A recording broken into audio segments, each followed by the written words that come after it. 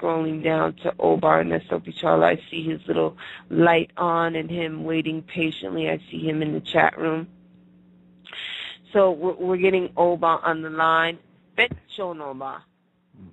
Blessings. How are you today? I'm doing. It's another day in Babylon, but all is well. You know, now I hear you perfectly well, but your entire intro was nothing but breaking up. I know. I tell That's you. weird. Well, you know, in a way it's weird, in a way it's not. You know how you always relate things to Odu, and as the Odu stated at the beginning of the year, they talked about weather. Well, I looked at the solar flare. I looked at the solar flare activity, and it has been quite high.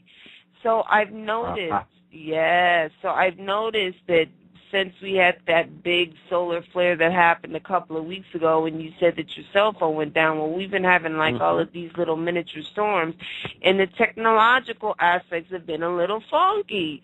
So there you have it. I hear you. Indeed, Oba. So how before we get started with the show, how's everything going in Miami? Well, I'm very tired. I'm all sore from the CLBA farm project down here at the south end of the county. We're still developing stuff and, you know, brought in a truckload of soil and doing the mixing and getting ready to start planting if the weather allows me to do so. We'll get into it pretty soon, but this week looks lousy. But we definitely needed the rain, which is good. We're almost ready to go as soon as the weather straightens out. And we'll kick that in, so we'll have a lot of things to report for next month. You know, we'll get some video on what we're doing and what have you. That'll be bringing that fun part back into the equation. Of course, we're going to have, like you well said, we're going to have an interesting, very interesting program where I've decided I've never really spoken about Christian witchcraft in public. I'm sorry. I can't wait till that show. It just makes me laugh because I know we're going to get down, so I'm excited. Yeah. So I'm going to have a lot of fun talking about that, and I highly recommend it. That's something that nobody ever even considers or talks about. So trust me, it will be a very, very interesting program. And we're going to have, of course, the lectures coming up. So one of them is going to be the necklaces, the collares, the leques, and the other one is going to deal with Lukumi marriage. And those are also going to be good lectures that contribute knowledge. So if anyone wants to be part of it, by all means, you can start emailing and reserve your space. You can do it as of today. You can start and we'll be soon posting the deadline for registration. So but at least send those emails if you're interested in any of those two lectures. Those are paid lectures. Those would be $35 lectures at 2 hours thereabouts.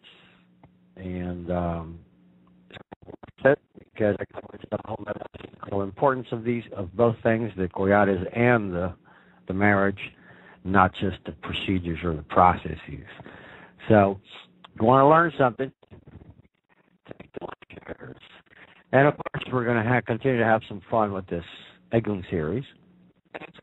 And we've gotten wonderful emails and program. People are certainly learning something new, and that's the goal. That's what we're trying to shoot for. And today's program, of course, we're going to hopefully throw some good ones in there as well. As you know, it's also a topic that nobody really talks about, and it's a very critical not even important. This one is critical if for anyone who works practices the faith and is doing to go through type of readings for people. Those diviners really need to be aware and get up to par with what's going on, because my sense is, the more I talk to the younger generation, is that they're so geared up, so focused on this learning divination via somebody told me so, that this Odu speaks about this, or they're going through internet blogs asking questions and then they get these random answers, or just outright buying whatever book is out there and reading it and absorbing the information as a matter of fact. And what I observe in that scenario is that none of those resources really teach you how to protect yourself from harm. And that comes with oral training, that comes from time and experience with experienced diviners and so on and so forth. It's not there. And since we've got a interesting new generation that doesn't want to, in most part, take the training as serious as it should be, they're missing a critical component here, and that is how to safeguard thyself while you are practicing and doing rituals for others. And we're going to tie this conversation, like we talked about, Dia, which was very important, tie this into the Eglung series, because we've been talking about different types of the Abiku types, and how these different types of Eglungs, the spirits, which are really disturbed spirits, they're not in their best state, how they can impact in serious ways. And this idea that just because you're a diviner and you cast your shells or your opale or what have you, and you do this reading and you interpret the Odu for the person, and the accuracy may be there and all that is great, and then you kind of take for granted. You move from diagnosis to remedy, and then you mark the remedies, and then you perform the rituals and what have you. And there's this tendency to ignore, really, how that could boomerang, or how can that have chilling effects on the priest or priestess, or those that are within their own iglesia, their own household or space where this is being done. So that's what we kind of want to tie this conversation to that. These spirits, these intruders, really, these invasive negative spirits. And we're going to go beyond diagnosis and remedy. We're going to go into how to safeguard the diviner and the diviner's home and those that live in it and others that are there. And sometimes diviners are doing readings back to back. They're doing a reading and there's another 3 people sitting in the living room waiting to get a reading. So we have to understand that there's this possibility that any of these people that are there at the same time, one of them could be a carrier of one of these Abiku type of Eglungs. And you focus on that one person and you diagnose it accurately, and you tell them, now you know how to get rid of that, that spirit that's harming them. And but the ritual's not done yet. The person just gets up and leaves, and you schedule the ritual and what have you. And one tends to to assume that that negative spirit went home with the person. And then you call up the next reading. Okay, come on in. You're next. And you move on to the next reading. Without realizing that there's this potentiality that Egun did not leave with that person. That Egun could have just stayed inside your house. Or that Egun could just be standing right outside the door of the house, waiting for one of your clients to leave. As soon as one of these people leave, it'll attach itself to them. So it gets really difficult. You know, it gets really complicated. And Oba, as I'm listening to you, and I'm always thinking and breaking things down. I think people are, and this has nothing to do with tradition. This is just the structure of the society that we live in. It doesn't matter what tradition you're in, but that we do these rituals, we do ceremony, and then we compartmentalize our lives. It's like we take off the aleo or the priesthood hat and we hang it up, and then we go home and things of this nature. And I think a lot of that has to do with the fact that the basics are not taught with most people. Because to me, and we've had these conversations off air, the basics of any indigenous tradition, if you will, from my perspective, is not the ritual and what the elders know, if you will. It's about learning your skills as an individual, meaning like if you're clairaudient or clairvoyant or clairsentient and you learn how to hone those in and you learn metaphysics of what is really around you, you have your common sense is a little keener. It's a little better than if you go into a tradition. You learn about these spirits. You learn that you can bring them down in these ceremonies and yada, yada, yada. And then you have the festivities and you take that hat off and then you go home. No, these energies are constantly laying on top of our own. They're everywhere. They go back into the ethers, but they don't dissipate. They're here all the time. You see what I'm saying? So yeah. It's like people don't live with their senses turned on all the time. And I'm not saying 100% because you would literally be a maniac. But what I'm saying is to not turn off your gifts or to find out what your gifts are, to use them to your advantage in your everyday practical life. Because if you're getting information and knowledge of your tradition, but you're compartmentalizing, you're not using it in practical ways, then as my grandmother says, a fool with knowledge is still a fool because it ain't helping you any. It's not empowering you. It's not protecting you or your family. And I think that that's a little bit of the problem. Yeah. And we're rushed. Yes. That's the thing, you know. We're distracted. We're bombarded and distracted by a bunch of things constantly.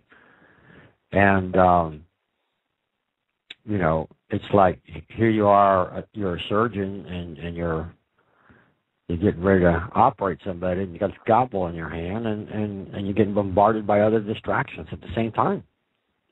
And it's hard to stay focused, you see. Unfortunately, what we're doing is more dangerous than that because we're dealing with the unseen. Indeed. So, you know, this mindset, if you will, that distraction rules. Well, it shouldn't. You see? And I invite everyone that practices our faith and what have you, that or anything, a medium, a spiritualist, anybody that's doing these kinds of spiritual work where we're entering that realm, and once you enter it, hey, you know, you are literally putting yourself at risk because you're entering an unknown space. And every person that comes in for a reading, even if you know that person well, even if it's a person that frequently comes in for readings and you kind of know their history and what have you, that it means nothing. It means nothing. What it does tell us, and I speak by experience here, is that every time you go and start to do a reading, you're entering the unknown. You're entering whatever space, whatever baggage may be attached to that person at that moment. Every time someone comes into your home or place where you do your readings, they're coming from the outside in. And that journey alone, they might have just drove by, and I've seen those cases. I'm pointing to real living cases, not theoretical. I've seen many cases of people just on their way to get a reading, they drove by a cemetery. Get out of my head, because I was about to. They drove by a cemetery. cemetery, and here, and this thing just got something that was at the cemetery just attached itself to that person. That's right. On the way to the reading. That's right. Well, it's funny you say that, because as you were about to say that, I said, Edwin was like, that's why we always tell you to cross the street. Whenever I walk past a cemetery, which I do not walk on the same side of the street as a cemetery, a hospital, or a jail, because Abiku is waiting, and especially if they know you can hear and see them and sense them, they recognize that, and you are very viable to that. And also, this also applies to the story that I was telling you the other night when I spoke to you. I have a neighbor who's up under me, who is about to die. Iku is roaming around in my building. And the girl says to me, and he's an older man, I've always checked up on him and things of this nature. Egun says, you better not. And I just am getting well. I wasn't feeling well for the past couple of days. Egun was like, you better not take your butt down there to do anything. We'll take care of it. Everything will be able to die, but do not go there unprotected, because we don't understand that when people are in transition to leave, that Iku, all of these things are hanging around and can attach with you. So you have to go strapped, literally. So Yeah, the idea is you have to have all your portals on lockdown to make sure that whatever the transition that this person is going through, that all of those, like we spoke of in the previous program, that person's spiritual core is evolving, and all of the spirits in that core are systematically releasing themselves, right, and moving on, detaching, if you will. That person is an open portal at that moment. Any baggage that the person may have, you could have a person there that's moving on, but you don't know how solid, how calibrated, how balanced that person's spiritual core is. You don't know that. And so what happens is, what about if that person has one of these Abiku types that's been sitting with that person for life, or a more recent attachment, is it? The mere fact that it attached itself, if anyone's listened to one of my previous programs, will know that there is an open possibility here of that attachment jumping over and trying to attach itself to the next person, the living. And so you're walking into dangerous space, a contaminated space. And you better make sure that your Eguns, that your spirits, and that your ancestral core, that you are on lockdown, so that your portals, no portal is open at that moment. And what happens is this. Let us assume that, and let's take this example, you live in an apartment building, right? So, you're on top of this guy somewhere, right? So there's nothing that that can stop. In other words, the idea of the shut down the portals is not just your human body. It's my whole apartment. It's your apartment. You know what I'm saying? It's the building. Yes. You know? Yes, it is. Those attachments are just running through everybody's apartment and saying hello here, okay? I'd say. They're roaming the building. They sure are, and that's why Yamayawa was like, ooh, okay, you will not be visiting anyone. Make sure you lock down your apartment and do this and this to your door, and then when he ibaye, you do this, this, and this, and then you walk around the block. Oh, yeah, I got it on lockdown. I'm ready. Absolutely, Oba. Yeah, so, that's the other thing people have to take in consideration, It doesn't mean anything. You can walk in there and say, hey, look, I covered myself up. I'm charged up. My battery's charged. My headphones are calibrated. I'm in good standing. Let me go say hello.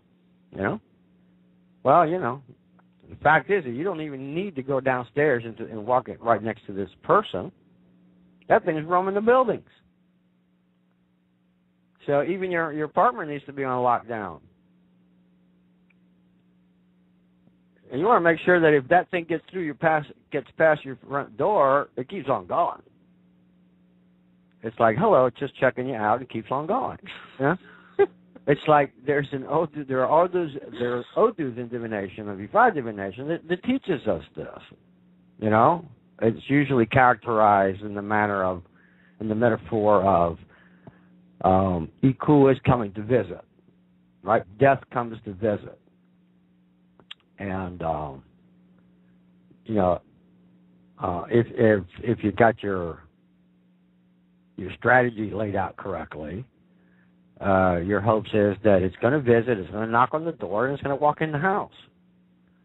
It's going to say hello, but then, you were told to, let's say, to have some food there that death likes, So death will come, I'll go, oh, gee, thanks, muffins. We'll go eat the muffins and leave. So sometimes it is allowed to enter. Sometimes it is a complete and outright shutdown so that it cannot enter, right? So it just misses the door and keeps on moving. Now, the problem here is you're in an apartment building. Mm-hmm. So, common sense tells us that not everyone in this apartment building is in any kind of a member of some kind of indigenous religion that quickly recognizes that death is going to visit the building and everyone should prepare so that everybody's on lockdown. So that many people living in this building are vulnerable, and you can't stop it from you can't cover everyone's back, but you certainly got to cover yours. Indeed. Well, yeah, I basically have to do the same things that I did when I moved into my brownstone. I literally set borders in a grid from the bottom all the way up to the top of my building with certain materials of the earth, and I had to do the same thing on my block. And I literally took a Legba and Echu, and I was a Yawo. I dressed in all whites. People in the neighborhood they know who I am and who coming, and all the old folks know, and they glad I got it on lockdown. I had them in my hands, and I walked them around in my neighborhood. I'm like, yo, this is the deal. This is what it is. And I did what I had to do, but I had to do that, and I'm going to have to redo that again when, my beloved friend, because he is a friend, and it's very difficult because you have that emotional attachment to this human being. But if you know the metaphysics and you understand the spiritual ramifications to you, the living human being, you have to do what you have to do. So I'm going to have to I'm going to have to lock it down again, and I would imagine because we are friends, he knows that I'm a priestess of Yamaya and what I do, and he actually asked me for a blessing things of this nature when he's not in the state that he is now, but he asked me to do something for him, and Yemaya was like, no, pull away, don't get involved with that. I'm going to have to do something else for him when he crosses over, because I know that he's going to come to me. I know that him being an Egun, he's going to come to me, and I'm going to have to do some other things. And that's a whole other show. But, yeah, you're absolutely right. When you live in New York, it's what it is. Well, the problem is this. No matter where one lives, when you're in that hot zone, whether it's walking into a hospital, another place, of course, is a cemetery. That's common sense. But hospitals are, totally infested by this. If you walk into a prison, and we're going to have a program on this, that's also an issue. You just don't walk into a prison or by a prison, because that's just the same as the hospital in terms of spiritual contamination. If you people don't think about this, but certainly in Lukumi we're always thinking about this, and that is any sections, or you have these mental health hospitals. Oh yes. Mhm. Where all the crazies are, right? Mhm. Hell no, you just don't walk into those places either, because that's totally infested in there as well. That's very contaminated. And I've had clients which are social workers and what have you, and in the field of psychology, that, my goodness, that's their work, right? They're walking into that contaminated space day in, day out. That's their profession. And I've gotten a lot of working experience, not just the theoretical, on the dynamics of that, of how I've even had some that have had to retire from working in these places, because they're just getting wiped out. And that is, there's just no way in those particular cases, there's no way that that we can strengthen the person enough to withstand that kind of energy. Indeed. The presence of that. The mix is just too intense for them, meaning that they don't have in their spiritual core, they do not have the spirits that are with the authority to override those kinds of spirits, which are really just negative spirits.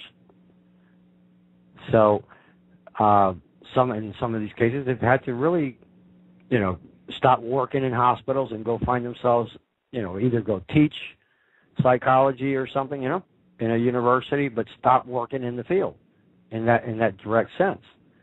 Other cases, we know that there's Odus there that tell us whoever has mental health issues, it says to the priest or the priestess for life in their itai comes out, you should not handle any of those cases, meaning that priest or priestess has that vulnerable. And that's it. It's set in gold. I mean, that's it. That's your vulnerable, and that's your weakness, and there's nothing that you're going to be able to do to remove the dangers of it.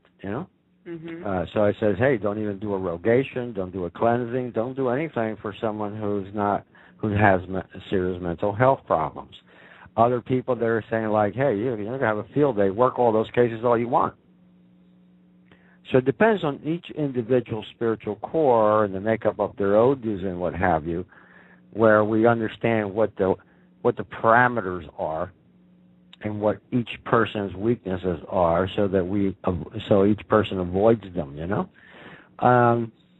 Now, figure if you don't know them, if you've never really gotten in real step with it. I mean, my goodness, I can tell you one case. I dealt years ago in one case with a friend of mine who who had been living with this girl, a new girlfriend. He moved her in, and he was living with her, I don't know, maybe 4 months, 5 months. And it turns out that the girl had one of these abiku egums that would come through. She would get possessed with this thing. And, you know, we already did this program about these egums being sexual predators, right? Mhm. This guy called me up 4 or 5 months into their relationship, and he was like blown away because while he was having sex with the girl got possessed with the predator egum. Been there, done that, seen that before, and let me tell you. It wasn't trance. It wasn't a trance. I'm talking about the egum came down. Yeah. Possession. Yes, you see the egum. The person transforms. No. I'm not talking about you see anything. I'm talking about it came down like in a misa. Okay, that egum possessed this woman in the middle of the sex. Oh, wait a minute. Oh, shut up. Okay, yeah. Now, no, that has not happened to me. No. I'm talking about outright possession. Ooh, wee. And here's this man having sex with this woman, and all of a sudden I'm like, what is this? Wow. Okay? I'm talking about the angry ones there going like, hello. You know, not good. Shut up, Omar. That's crazy. Yeah, no. Yeah, I've seen egum. No, seeing it or whatever. No, this goes beyond what we talked about in our program. Yes, I'm talking about, here's a case where the girl literally got possessed. That egum came through her. Here I am, guy. Ooh, wait a minute. Let me draw some crosses on the bottom of my feet right now. Okay, and on my head. And I had been working for straight, like, for 2 weeks with a lot of very charged cases. And I was already feeling, I was down. My battery was not all charged up. Okay? And I had decided that same day, it was a Saturday, and I remember I had decided that, you know what, I'm going to stop working for a couple of days and do some baths and stuff and recharge because I'm really down and I was dragging, you know. But here it is, it's 3:00 in the morning, and I get this call from my friend. Emergency. Here I am at home, and this egum has possessed this woman, and I've been trying to get rid of it for the past 1 hour, and I can't. And he's going like, you know, so I said to him, okay, you got to be kidding me, you know. I said, look, I was sleeping. He woke me up. And I said, you got to be kidding. Listen, you know, did you do this and did you do that? He says, yes. And every time that egum, it's a male egum, and it has laughed its way through everything. Literally laughs at me. Now, I forgot to say, let me step back a little bit. About 2 weeks prior to this incident, I had gone to his home, and I had buried something right at the doorstep in his front door of his house. Only him and I knew. No one else was around. Okay. And I said to him, you got to keep quiet, secret. Just leave this thing there, okay? And I buried it. So anyone that would visit him would have to, you know, step over this thing that I had buried. And I said, what I'm putting here is so that any kind of these predator type, these abiku types egums tries to come through this front door, it may put his feet inside the house, but count your seconds. In a matter of minutes, that thing is going to fly right out the door. Okay? They're not going to be able to withstand what's in here. They're going to have to leave. They can stand out on the sidewalk, but certainly not inside this house, right? And so 2 weeks later, he calls me at 3 o'clock in the morning with this incident, right? So I said to him, what's going on? And he says, well, no. I said, okay, tell me, what are the characteristics? What is she displaying?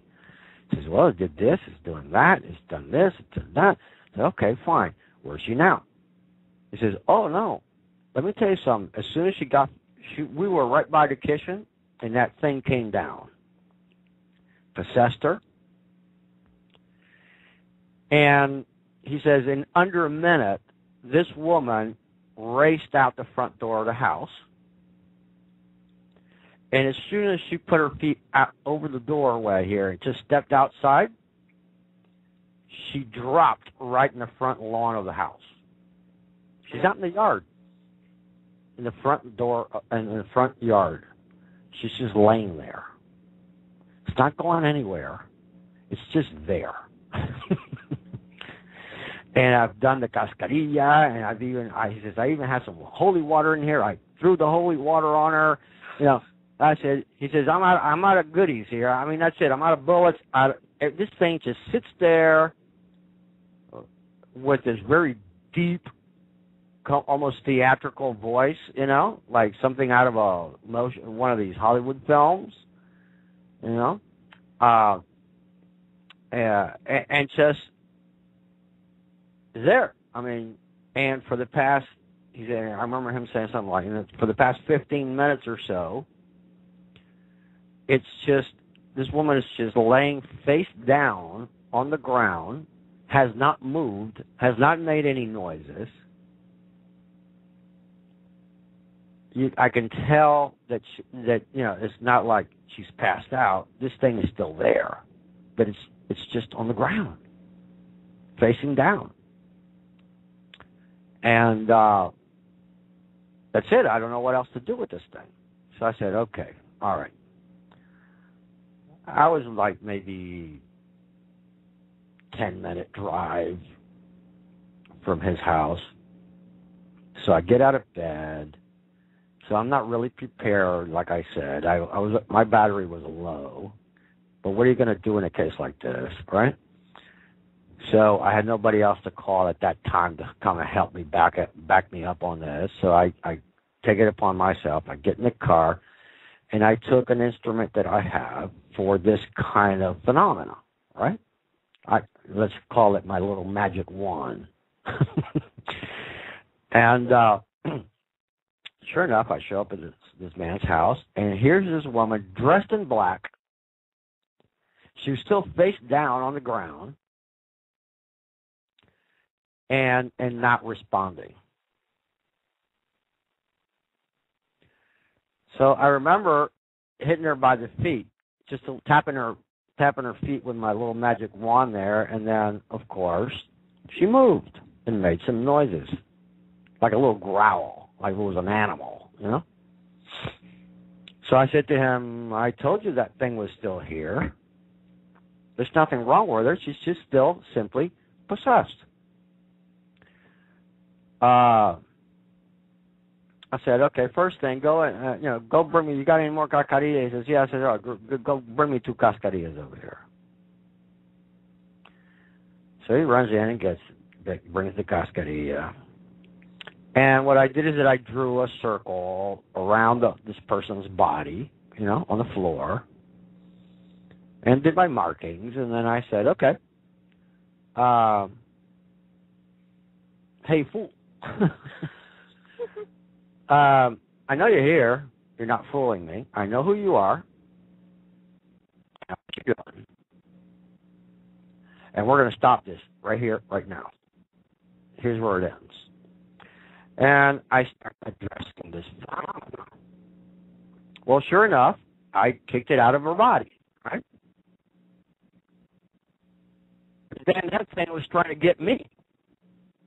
It was trying to, in other words, it was trying to switch over to me and take over me. I go, great. All right? I knew I was weak. I shouldn't be here doing this. I'm doing this out of no choice. And now I'm having to really struggle trying to keep this thing from taking over myself here, right? Mm-hmm. So everything was cool. It was fine. They snapped the girl back to reality, and I said, okay, you guys are fine, but I really need to go because I was really starting to have that struggle trying to block that thing from taking over me.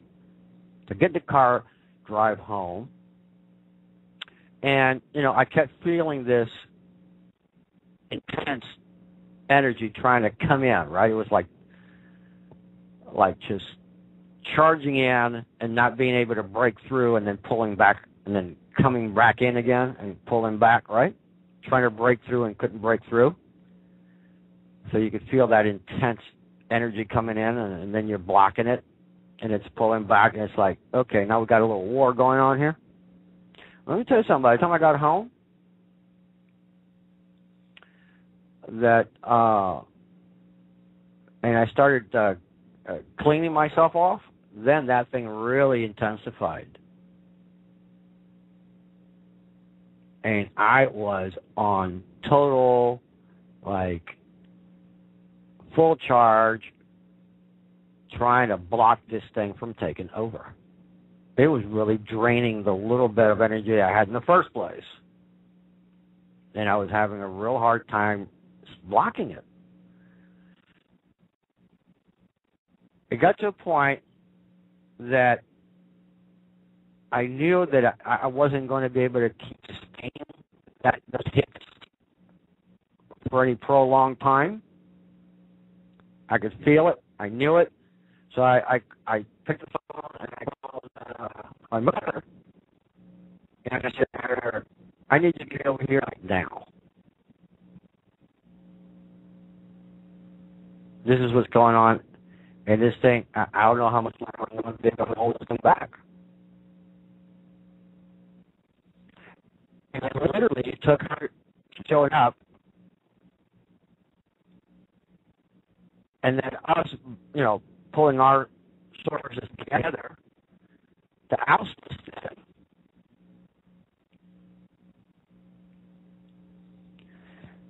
That thing left me in La La Land for months.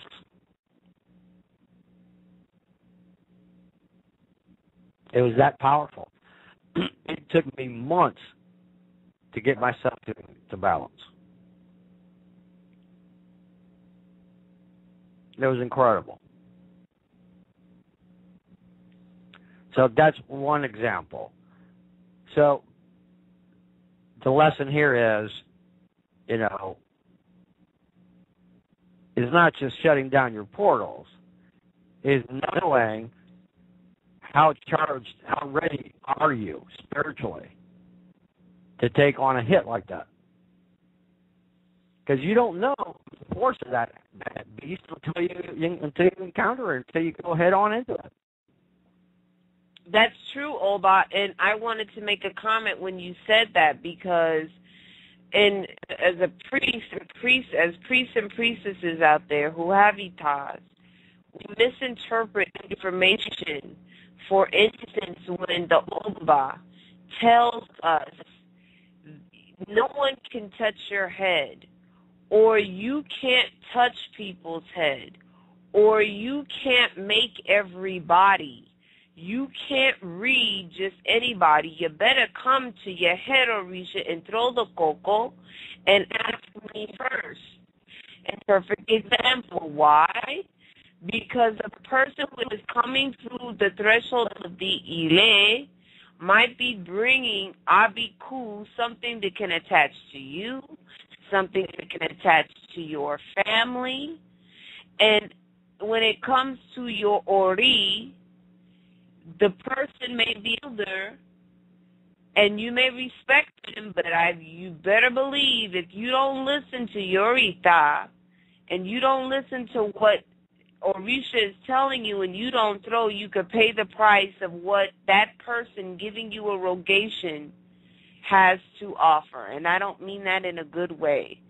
So sometimes, family, we have to really think critically about some of the things that are said to us and not misinterpret, because a lot of these things that are told to us in readings and ita, whether you are even people who are leos, when you're sitting in the shells and they're telling you not to do certain things, it's because they don't want certain things to attach to you, and I think people misinterpret that. So you're absolutely on point, Oba. We have to be very careful. Now, that's one example. Another example that I can give you is years ago.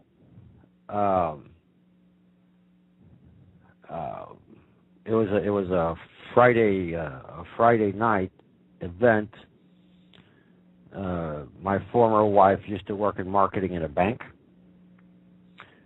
and they were going to have their bank events that evening with their customers and whatever. So they were going to have like a little happy hour, with all the little finger foods and all this kind of stuff.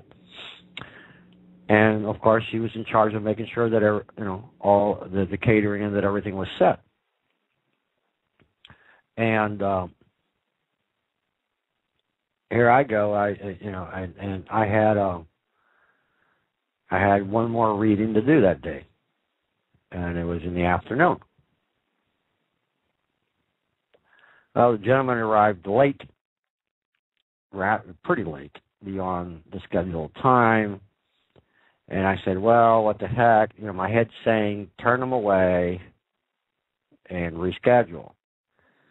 But then, away from that message, the human me, I turned around and said, oh, my God, well, you know what? I still got some time to do a quick reading for this person.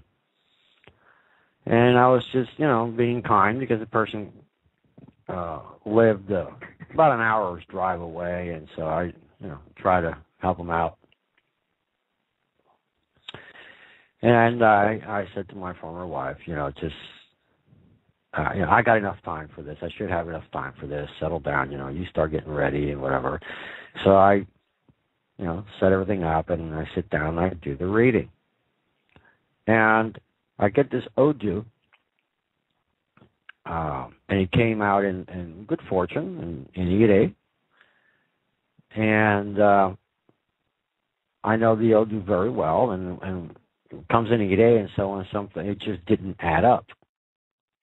And it's those kinds of combinations where an experienced diviner knows that they're getting a false blessing.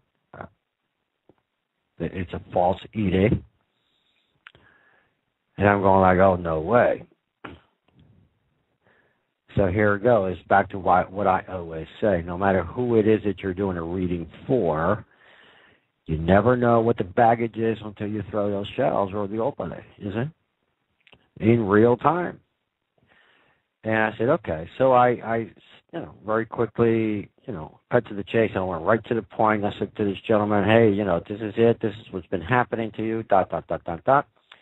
And you have a negative male egum attached to you, which has been causing, the ABC. And I spelled that out, and I said, I have these things not happened to you already. And he says, yes. Now, this guy, the Odu's already telling me this individual's personality, which we're talking about a borderline, pretty much an atheist kind of guy, very skeptical about everything,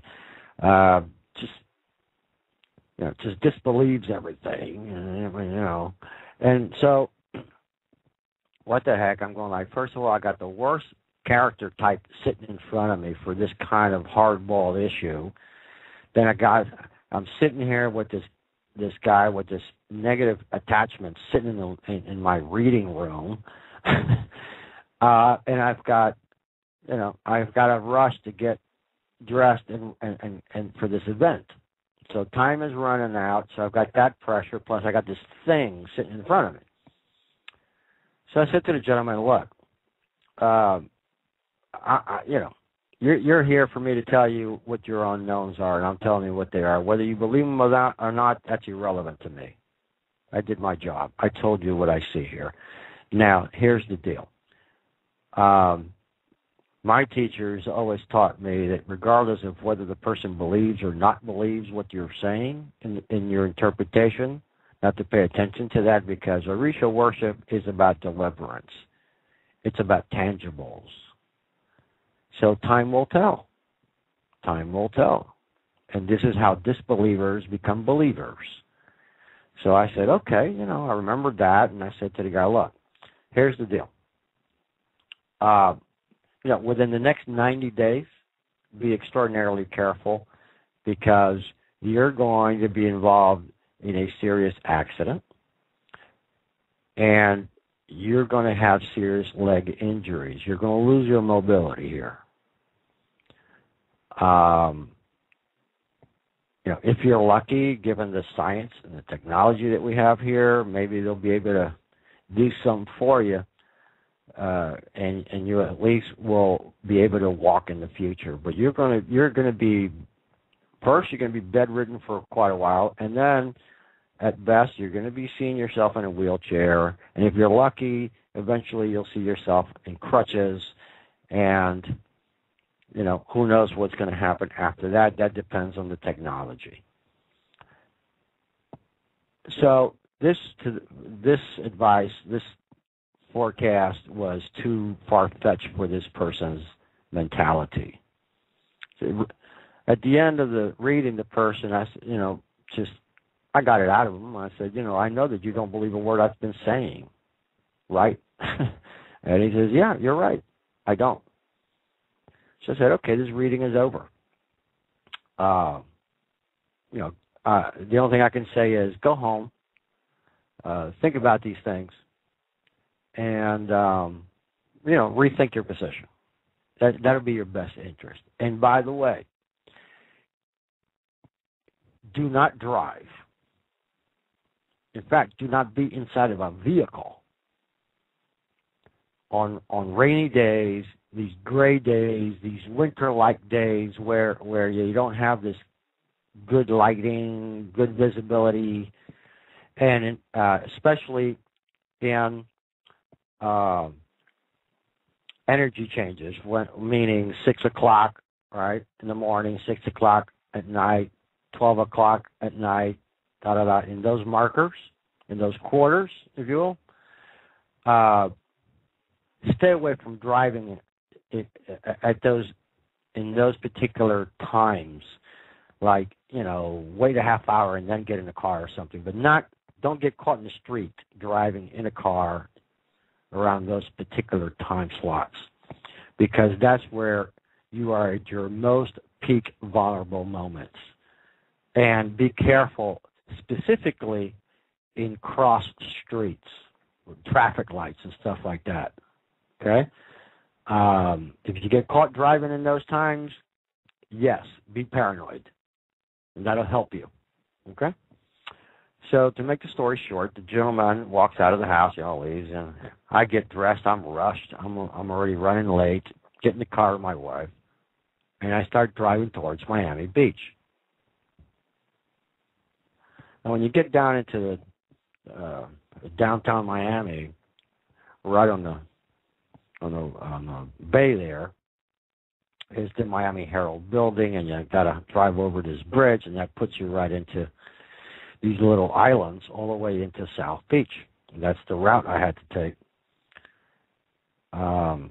Sure enough, who ends up having an accident?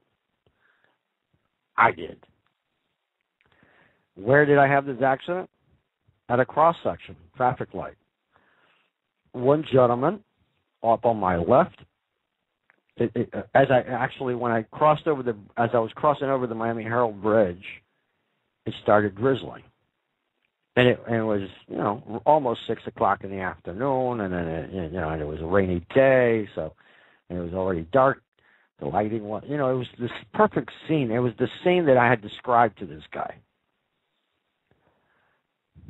And as I'm driving over the bridge, I get this thing, my head goes, or whoever it was like, hey, get yourself on, slow this car down and get on the right lane. Okay, get on the right lane. I was on the extreme left lane.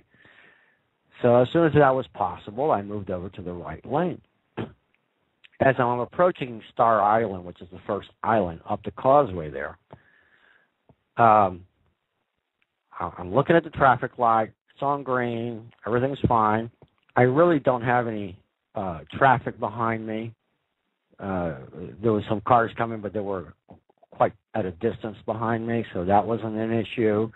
I had slowed down my speed, and I moved over to my right lane. Now, here's the thing: on the right lane, there's only one other lane space of raw dirt, of landfill, without anything stopping a car to going into the water. There was no barricades there yet. There are now. Today they've made them, but there weren't any back then. They just had these rocks blocking the water. That's about it. These large rocks. But any car could just bounce over those rocks and go right into the water where the cruise ships come in. So that gives you an idea how deep it was. So I'm driving, and all of a sudden I see this car run the red light. It was stopped at Star Island at the traffic light there, and yet the person decided to run the red light. And I see the car moving. Now this person, when you come off and make off Star Island, you can make a left turn onto your own lane and then go onto the highway, isn't it? In a safe way. The person does not do this. The person just went clearly across into the center lane, and here comes this car out of nowhere, which was speeding, flies right by me, and rams right into that car.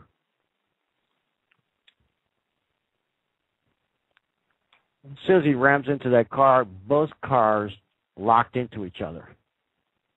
They didn't bounce off each other. They locked into each other. And they cut across the highway. And here I am. I'm coming on the right lane. So as they cut me off, I had two choices. If I yanked the wheel on a wet pavement to the right, I was going in the water.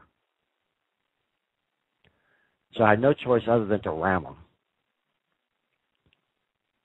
So I purposely jammed my brakes, cut my wheel, and made my car slide. So I hit them on a bumper, on the back bumper with my front bumper, just a little side hit rather than head on.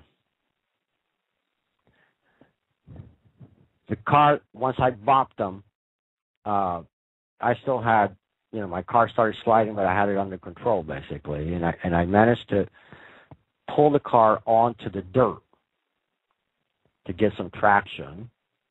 And as I'm getting traction, my car is still sliding, but I'm getting traction. Well, I stopped short of hitting a telephone pole and ripped it right off the ground, but that stopped me from going into the water. The car that I hit, that's where they broke apart. So the car that I hit, that unsnapped them, that guy went right towards the water, and his car got stuck on top of the boulders, swinging over, about to fall into the water. And the other guy bounced to the left, across the road again, and rammed some bushes and trees. And here comes a bus speeding,